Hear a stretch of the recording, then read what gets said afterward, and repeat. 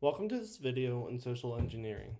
In this video, we're going to discuss what social engineering is, and then go into the dangers of social media, and then finally discuss the preventative measures that you can take to prevent social engineering from occurring to you. What is social engineering? So, social engineering is defined by the Cybersecurity and Infrastructure Security Agency as an attacker who uses human interaction to obtain or compromise information about an organization or its computer systems.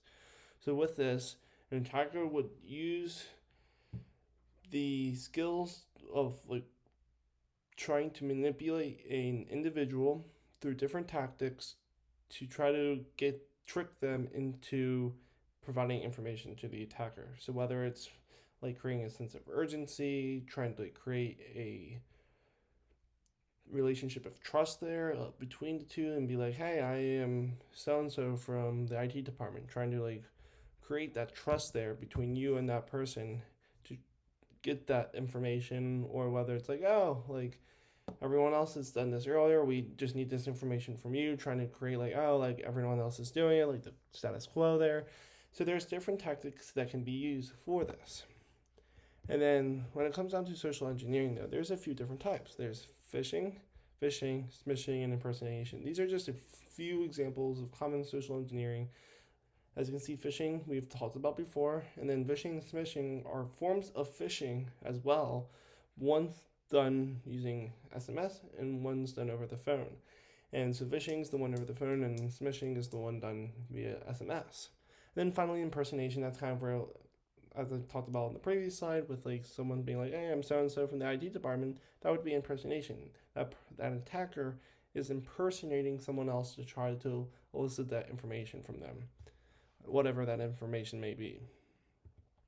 So there are some dangers related to social engineering, and one of the biggest ones is compromised sensitive information. So as you can see, this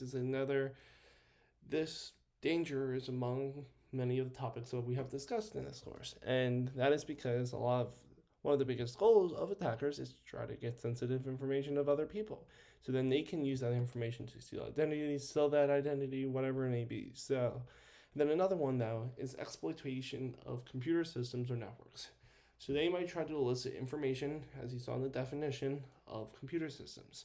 So they might try to learn operating systems, software versions, what might try to figure out like maybe what ports might be running on a computer to try to figure out how can I get into the system. And they also, again, with the kind of sensitive information area, might be trying to get passwords, which then would also allow them to exploit a computer system into our network. So this one of the last dangers, and again, these are just a few examples of some of the dangers that exist, is unauthorized access. So they might, especially to not only to a computer system, but also to the facilities, because they might try to piggyback, where they might be have a bunch of stuff in their hand to get someone to hold the door for them, which now has just given them access to the physical location, which is another threat that comes up with the physical security, which has also been discussed in this course. And finally, so there are a few preventative measures that can be taken to help prevent against this. The first one being just awareness of social engineering techniques. And just if you're just kind of aware of these different techniques, kind of what it entails, you can be mindful of this as you're interacting with others to try to make sure you don't fall victim to this. Also, just being careful of unwanted emails, calls, texts, whatever it may be. Just kind of being a little bit more suspicious, especially if it's when you coming from a person you don't know. Really look at them, to try to figure out, does this seem legit? Look who it's coming from. Try to look at some indicators, see what email address is coming from, or look at where these links are taking you to, just to try to figure out, is this email or text legit. And also, be careful of where and who you disclose sensitive information to, because unless you know the person and you know the identity of whether it's a representative or of an organization or someone else. Just make sure you actually know who you're giving this your personal and sensitive information to, so you're not just giving it out to some person who you don't know who it is and might be trying to steal your identity.